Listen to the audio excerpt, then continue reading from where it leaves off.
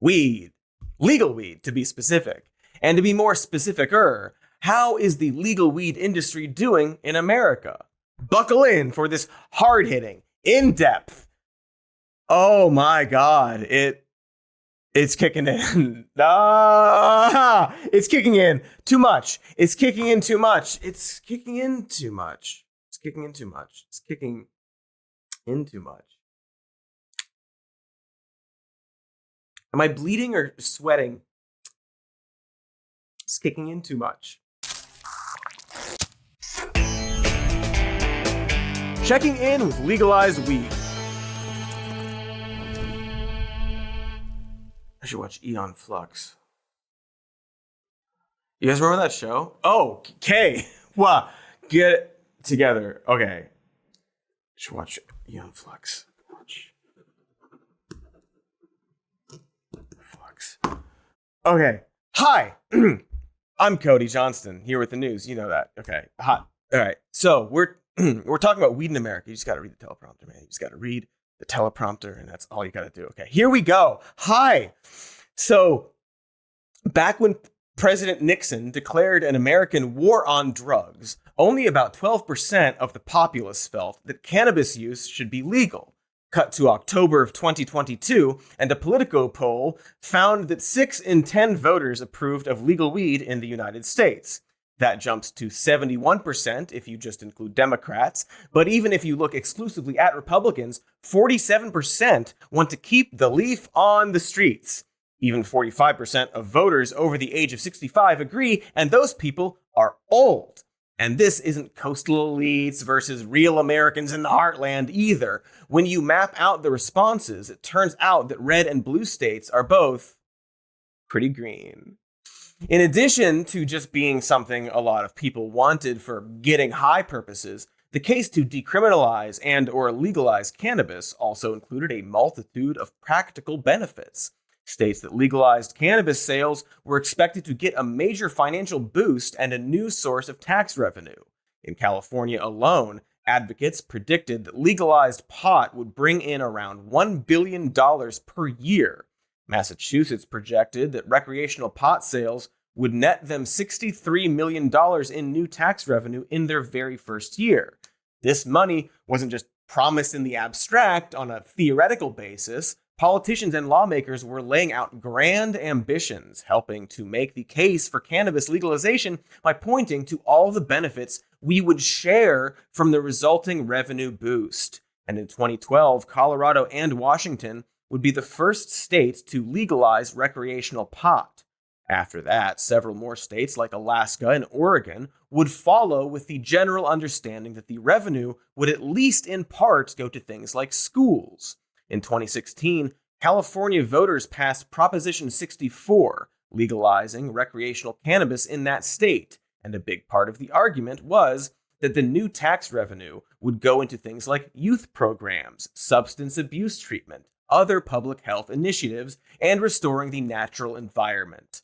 They also really tried to pretend that they were the first state to do this. We want to turn to the historic night here in California. What affects you the most? Yeah, voters legalized the recreational use of marijuana. And it is time for change. And California now has sent that message powerfully to the rest of the nation. That is a point of pride from my perspective. We did medical marijuana, and that was a groundbreaker for the rest of the country as well. We followed some other states. Ah, yes, California, the historic first state to be the 5th state to legalize recreational weed. Great work, get over yourselves. Anyway, voters were also told that decriminalization was going to free people who were unnecessarily or unfairly imprisoned for nonviolent drug offenses.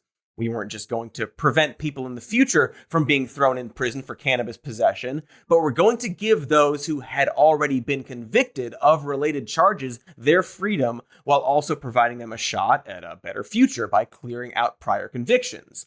Expunging the records of felons with drug-related offenses provides them with a host of benefits, making it easier to apply for new jobs, loans, homes and apartments, professional licenses, along with all the other basic services the rest of us take for granted. This was about righting historical wrongs, correcting the drug war's 50-plus year legacy of brutality, racial bias, cruelty, and trauma, while also allowing people to get super high so they can finally understand the film Cloud Atlas. Not a bad film when you get past all the Hugh Grant and tribal makeup stuff. Maybe it's a bad example. I don't know. I don't remember it. Have I seen it? Watch that. Watch movies. Another thing this would promise to destigmatize was, of course, the process of buying and selling weed. Legalization advocates claimed that legalization would make the cannabis industry safer, bringing it out of the shadowy underworld of drug cartels and into the light of overpriced Apple Store-esque dispensaries taking over all the storefronts where Froyo shops and Barnes & Nobles once stood. Free and open competition in the cannabis market should naturally drive prices down and quality up. As well, the pot industry would now be subject to the kinds of regulation, oversight, and transparency that you get for other legal industries. Along with making the product safer, this also meant the consumer would be spending way less time surrounded by Scarface posters in a basement apartment waiting for a dude named Donkey Punch to get home from his shift at Ruby Tuesdays just so you can stare at his fish tank while he pauses Madden and weighs out a single eighth. Cannabis research was another area that was promised to see big benefits post-legalization. Until this point, studies into the potential advantages and therapeutic uses for cannabis have long been stymied by its legal status. But states that passed these new reforms were now going to open up new avenues for research and funding. In 2019, NBC News health policy analyst Dr. Vin Gupta pointed out that the FDA can't evaluate cannabis products for their health and safety impacts because the federal government continues to view cannabis as a Schedule I drug, the same classification as heroin, which is wild and something we will circle back to because despite all the progress we've made and seen, that currently remains true. Weed and heroin are on the same tier in the eyes of the federal government. And for that, and a lot of other reasons, spoilers, most of the promises we're outlining here did not pan out. That is why we're doing this episode. But before we go any further, it's worth noting that it's okay to want to legalize weed just for the sake of doing that. There doesn't need to be an added benefit. Everyone likes getting high, even nuns and bears. So it's super okay to simply celebrate that the weed doors are slowly opening. But you should also want that industry to be thriving and effective and safe. Otherwise, those doors might shut once more. In fact, in terms of state legalization, the process has slowed. Part of that is because there are only so many states and a lot of them have already legalized it. But there are still many holdouts, specifically red states, because they're squares, you see. And despite its national popularity, most people seem to agree that we're a long way off from any federal legalization. Because Joe Biden is also a square. I mean, they all work in the government after all, bunch of nerds. Except for Ted Cruz, who is rugged and loves his beers in a very natural way and not at all desperate kind of way. The taste of beer. Aside from politicians, the weed industry itself also stalled in 2022, and in some places, weed sales even reversed. In California and here in the salad bowl of the world, crops are thriving, according to the Monterey County Crop Report released on Tuesday, except cannabis.